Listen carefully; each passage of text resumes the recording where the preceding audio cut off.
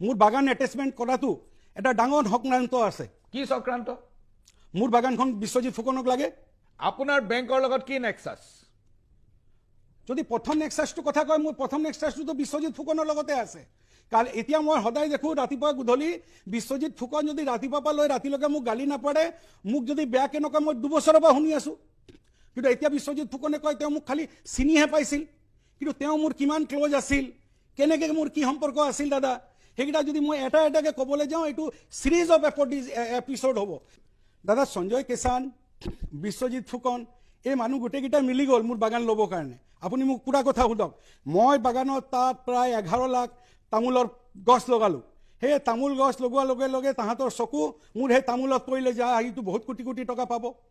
মই ভাবোঁ এইটো অসমৰ ৰাইজে গম পাব লাগে যে সঞ্জয় কিষাণ কেনেকুৱা মানুহ, সঞ্জয় কিষাণ মোক কেনেকৈ লুটি পটি মোৰ পৰা টকা ল'লে আৰু মোৰ লগত কি কৰিলে। মোৰ বাগান এটেচমেণ্ট কৰাটো এটা ডাঙৰ সংক্ৰান্ত আছে। কি সংক্ৰান্ত? মোৰ বাগানখন বিশ্বজিৎ ফুকনক লাগে। আপোনাৰ বেংকৰ লগত কি নেক্সাছ? যদি প্ৰথম নেক্সাছটো কথা কয়, মোৰ প্ৰথম নেক্সাছটো বিশ্বজিৎ ফুকনৰ লগতে আছে। কাৰণ এতিয়া মই সদায় দেখোঁ ৰাতিপুৱা গধূলি বিশ্বজিৎ ফুকন যদি ৰাতিপুৱাৰ পৰা লৈ ৰাতিলৈকে মোক গালি নাপাৰে, মোক যদি বেয়া কেনেকুৱা, মই 2 বছৰৰ পৰা শুনি আছোঁ। কিন্তু এতিয়া বিশ্বজিৎ ফুকনে কয় তেওঁ মোক খালি চিনিহে পাইছিল, কিন্তু তেওঁ মোৰ কিমান ক্ল'জ আছিল, কেনেকৈ মোৰ কি সম্পৰ্ক আছিল দাদা, সেইকেইটা যদি মই এটা এটাকৈ ক'বলৈ যাওঁ এইটো ছিৰিজ অফ এপিছ'ড হ'ব। দাদা সঞ্জয় কিষাণ, বিশ্বজিৎ ফুকন, এই মানুহ গোটেইকেইটা মিলি গ'ল মোৰ বাগান ল'বৰ কাৰণে। আপুনি মোক পুৰা কথা সোধক, মই বাগানত তাত প্ৰায় 11 লাখ তামোলৰ গছ লগালোঁ। সেই তামোল গছ লগোৱাৰ লগে লগে তাহাঁতৰ চকু মোৰ সেই তামোলত পৰিলে যে এইটো বহুত কোটি কোটি টকা পাব। মই ভাবোঁ এইটো অসমৰ ৰাইজে গম পাব লাগে যে সঞ্জয় কিষাণ কেনেকুৱা মানুহ, সঞ্জয় কিষাণ মোক কেনেকৈ লুটি পটি মোৰ পৰা টকা ল'লে আৰু মোৰ লগত কি কৰিলে। মোৰ বাগান এটেচমেণ্ট কৰাটো এটা ডাঙৰ সংক্ৰান্ত আছে। কি সংক্ৰান্ত? মোৰ বাগানখন বিশ্বজিৎ ফুকনক লাগে। আপোনাৰ বেংকৰ লগত কি নেক্সাছ? যদি প্ৰথম নেক্সাছটো কথা কয়, মোৰ প্ৰথম নেক্সাছটো বিশ্বজিৎ ফুকনৰ লগতে আছে। কাৰণ এতিয়া মই সদায় দেখোঁ ৰাতিপুৱা গধূলি বিশ্বজিৎ ফুকন যদি ৰাতিপুৱাৰ পৰা লৈ ৰাতিলৈকে মোক গালি নাপাৰে, মোক যদি বেয়া কেনেকুৱা, মই 2 বছৰৰ পৰা শুনি আছোঁ।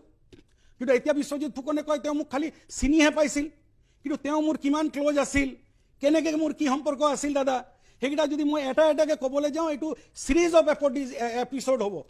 দাদা সঞ্জয় কিষাণ, বিশ্বজিৎ ফুকন, এই মানুহ গোটেইকেইটা মিলি গ'ল মোৰ বাগান ল'বৰ কাৰণে। আপুনি মোক পুৰা কথা সোধক, মই বাগানত তাত প্ৰায় 11 লাখ তামোলৰ গছ লগালোঁ। সেই তামোল গছ লগোৱাৰ লগে লগে তাহাঁতৰ চকু মোৰ সেই তামোলত পৰিলে যে এইটো বহুত কোটি কোটি টকা পাব। মই ভাবোঁ এইটো অসমৰ ৰাইজে গম পাব লাগে যে সঞ্জয় কিষাণ কেনেকুৱা মানুহ, সঞ্জয় কিষাণ মোক কেনেকৈ লুটি পটি মোৰ পৰা টকা ল'লে আৰু মোৰ লগত কি কৰিলে।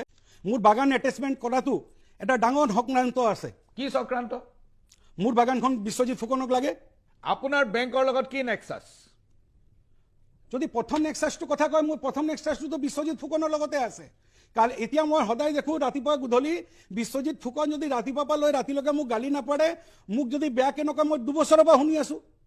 কিন্তু এতিয়া বিশ্বজিৎ ফুকনে কয় তেওঁ মোক খালি চিনিহে পাইছিল, কিন্তু তেওঁ মোৰ কিমান ক্ল'জ আছিল, কেনেকৈ মোৰ কি সম্পৰ্ক আছিল দাদা, সেইকেইটা যদি মই এটা এটাকৈ ক'বলৈ যাওঁ এইটো ছিৰিজ অফ এপিছ'ড হ'ব। দাদা সঞ্জয় কিষাণ, বিশ্বজিৎ ফুকন, এই মানুহ গোটেইকেইটা মিলি গ'ল মোৰ বাগান ল'বৰ কাৰণে।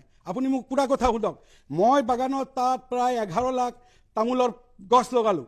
সেই তামোল গছ লগোৱাৰ লগে লগে তাহাঁতৰ চকু মোৰ সেই তামোলত পৰিলে যে এইটো বহুত কোটি কোটি টকা পাব। মই ভাবোঁ এইটো অসমৰ ৰাইজে গম পাব লাগে যে সঞ্জয় কিষাণ কেনেকুৱা মানুহ, সঞ্জয় কিষাণ মোক কেনেকৈ লুটি পটি মোৰ পৰা টকা ল'লে আৰু মোৰ লগত কি কৰিলে।